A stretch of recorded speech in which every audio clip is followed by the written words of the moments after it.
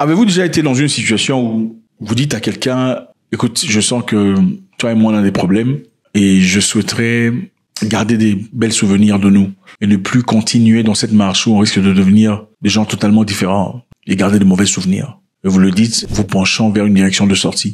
Vous êtes en train de gentiment dire, ok, je pense que ça ne marche pas entre nous, mais poliment.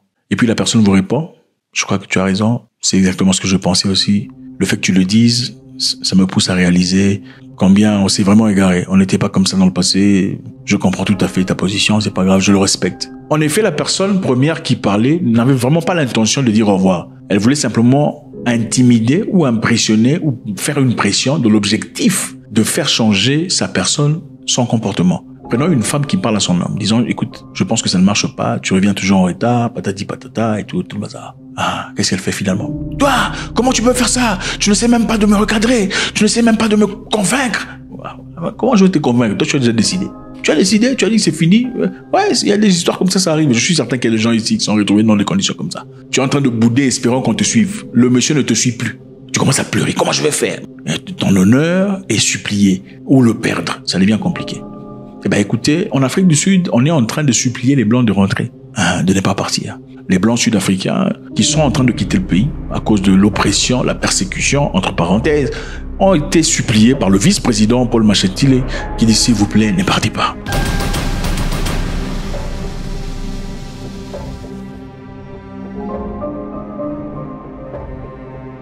Eh ben, c'est ça, les amis. On va essayer de développer cette histoire. Je pense qu'il est très important, très essentiel. On se limite pas seulement dans les pays francophones. Je sais que vous aimez ça. Le Mali, le Burkina Faso, là, on parle de Traoré. Ah, vous aimez ça. Il faut développer. On peut pas savoir ce qu'on est dans la vie si on a pour élément de comparaison des gens comme soi ou des gens plus abrutis que soi. On peut pas savoir où on est dans la société si on a pour élément de comparaison des gens qui parlent français comme vous, des gens qui parlent votre langue maternelle comme vous, ou des gens plus abrutis que vous. Il faut aller vous comparer à d'autres personnes, voir ailleurs. Vous êtes intelligent dans votre quartier, il faut regarder dans la République. Vous êtes intelligent dans la République, regardez dans votre Commonwealth, ou comment vous appelez ça, votre sous-région. Et en réalité, les réponses à vos problèmes à l'intérieur, à endogène, sont à l'extérieur. Il faut juste jeter un coup d'œil. L'Afrique du Sud est un pays de beaucoup d'exemples. Je pense que c'est une leçon très importante qu'il faut voir. Les Sud-Africains sont en train de supplier les Blancs de ne pas partir. Le vice-président Paul Mashatile a exhorté les agriculteurs lors de la journée de récolte de la NAMPO, on va expliquer ce qu'est NAMPO un peu plus tard, de ne pas quitter l'Afrique du Sud pour les États-Unis, promettant de répondre à leurs préoccupations, notamment en matière de sécurité et de criminalité. Quand on disait ici que les Sud-Africains ont pris leur clic et leur claque, en tout cas certains parmi eux, il y avait déjà 49 qui sont partis pour les États-Unis d'Amérique, facilités par Donald Trump. On leur offre déjà une voie accélérée à l'obtention du passeport américain. Beaucoup de personnes ont dit, écoutez, bon débarras, au revoir, qu'ils partent. En fin de compte, ce n'est pas leur terre.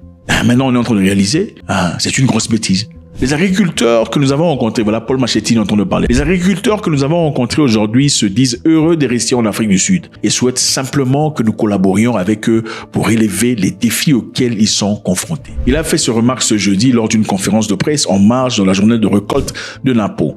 Alors NAMPO c'est quoi? NAMPO c'est un peu une journée de démonstration. Donc les agriculteurs de partout viennent montrer un peu, c'est la plus grande en Afrique en tout cas, pour montrer leurs produits agricoles, pour montrer les grains, le développement technologique de grains, c'est-à-dire les grains génétiquement modifiés, résistants à la chaleur, à la pluie, tout le bazar, pour montrer aussi leurs avancements dans le plan technologique. Ils le font aussi dans l'objectif de réseautage, rencontrer d'autres personnes, trouver de nouveaux marchés, et aussi il y a des supermarchés évidemment qui cherchent des fermiers pour commencer à travailler directement. Mashatile a déclaré que le gouvernement devait collaborer avec les agriculteurs pour relever le défi.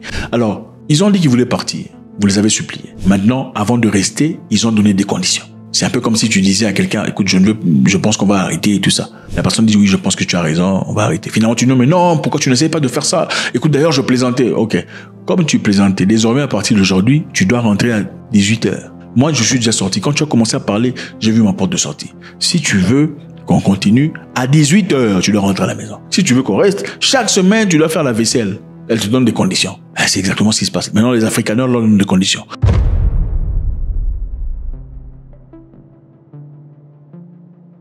Mashatile dit, l'une des demandes concerne les routes rurales. Il souhaite que nous collaborions avec eux pour le problème de routes rurales. C'est-à-dire, les fermiers, évidemment, vivent un peu loin de la ville. Et quand c'est loin de la ville, les routes ne sont pas essentiellement aussi bonnes que les routes grandes. Ok? Donc, la condition numéro 1, vous devrez construire des routes pour nous.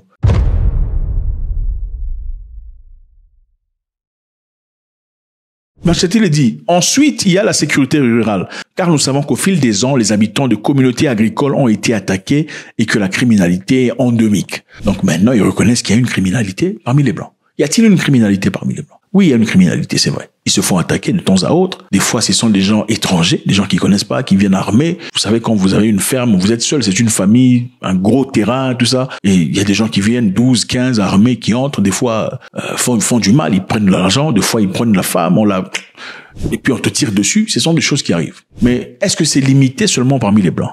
Dans les communautés rurales, fermières. Les Noirs aussi vivent cela. Mais maintenant, les Blancs viennent de dire, si vous voulez que nous, on reste, maintenant, il faut résoudre notre problème. Ce n'est plus un problème de Noirs ou un problème de criminalité. C'est un problème de priorité à notre demande.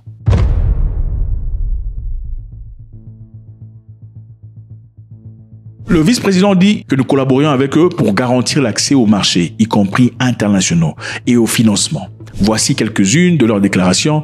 Si vous travaillez avec nous sur ces questions, nous n'avons aucun problème. Nous sommes des Sud-Africains engagés. Nous voulons rester ici. Nous ne partirons nulle part. Nous encourageons ceux qui partent de rester. Il n'y a aucune raison de partir. Travaillons ensemble et construisons ensemble ce pays. C'est-à-dire, pour que nous restions désormais, vous allez devoir nous ouvrir de marchés internationaux. 2, il faudrait nous donner accès aux finances priorisées. Donc, maintenant, les finances qu'on va donner aux Blancs, on va donner aussi aux Noirs. Non, on ne donnera pas aux Noirs, évidemment. On donnera aux Blancs parce qu'ils ont exigé. Cette fois-ci, il faut nous donner les finances. Vous voyez un peu, l'Afrique du Sud serait-il le même pays, avec les mêmes infrastructures, les mêmes systèmes de finances, le même système de santé, si les Blancs quittaient tous? Point d'interrogation. L'Afrique du Sud garderait-elle sa réputation si tous les Blancs prenaient leur clic et leur claque et partaient? La question la plus importante est celle-ci. Resterait-il le même pays si les Blancs prenaient leur clic et leur claque et partaient en ce moment-ci où les Noirs ne sont pas préparés? Point d'interrogation. Je rappelle ici que 70% des terres, des fermes, appartiennent aux Blancs.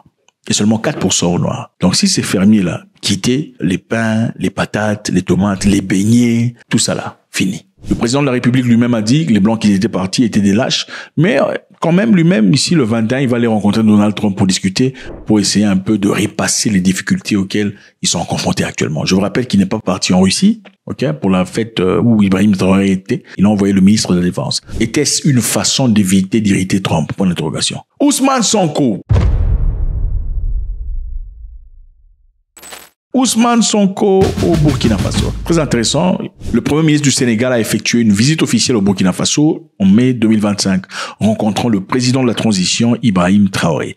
C'est très beau. On va Picamikono. Je pense que c'est une très bonne chose de voir des frères se mettre ensemble comme ça. Cette rencontre visait à renforcer la coopération diplomatique et sécuritaire entre les deux pays, notamment face aux défis posés par des groupes armés terroristes dans la région du Sahel. Je pense que c'est bien. Je sais qu'il y a beaucoup de gens qui prennent Sonko la direction du Sénégal comme vendu. Beaucoup de personnes le pensent. Vous le savez, vous le voyez sur Internet. Mais je pense que c'est déjà un premier pas, bien que le Sénégal soit toujours un parti appartenant à la CEDEAO. Garder la porte ouverte, discuter avec leurs frères du Burkina Faso est un élément très important.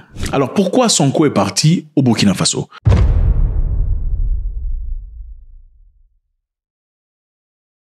Sonko a exprimé son soutien au gouvernement de transition burkinabé, soulignant l'importance de maintenir l'unité nationale face aux menaces extérieures. Il a notamment déclaré que le combat du Burkina Faso contre l'agression terroriste ne saurait prospérer dans un climat de tension interne. Donc vous sentez déjà, au lieu de condamner, oh, vous êtes une jante, la jante, il a montré le respect, la décision des Burkinabés de bouger vers cette direction. C'est déjà un très bon acte.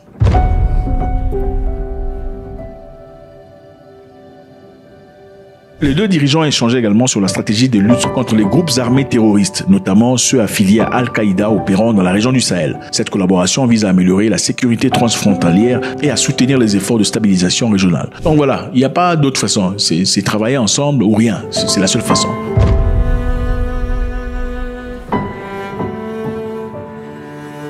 La visite s'inscrit aussi dans la série d'initiatives diplomatiques de Sonko pour renforcer les liens avec les pays voisins, notamment le Mali dans le cadre de l'Alliance des États du Sahel. En résumé, la visite de Sonko au Burkina Faso a permis de réaffirmer le lien de solidarité entre les deux pays et discuter des stratégies communes pour faire face aux défis sécuritaires de la région du Sahel. On est parti aussi exprimer son respect à l'égard de Thomas Sankara qui n'est plus burkinabé, mais africain en général.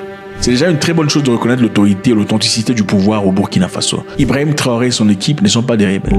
Ils sont au Burkina Faso pour changer les choses. C'est déjà une très bonne chose et un signe de respect. Évidemment, Ibrahim Traoré est très bien entouré. C'est une personne munie d'une sagesse quand même poussée. Il n'est pas parfait, évidemment, il fait des erreurs comme tout le monde. Mais il faut lui accorder une chance. Voyons tous voir ce qui va se passer. Faites-moi savoir ce que vous en pensez depuis l'Afrique du Sud, avec leur motion aujourd'hui complètement à l'écart, suppliant les Blancs d'y rester. Les mêmes Blancs qui les ont persécutés. Est-ce une bonne route ou pas? Faudrait-il être tolérant à l'égard de ces Blancs et les laisser avoir ce qu'ils désirent sur le plan financier, sur le plan sécuritaire? Je vous rappelle que les Noirs aussi ont des difficultés de sécurité et des difficultés de finance. Faudrait-il le faire? Parce que bon, voilà. Sinon, l'Afrique du Sud deviendra une république bananière. Faites-moi savoir avec beaucoup de plaisir. God bless.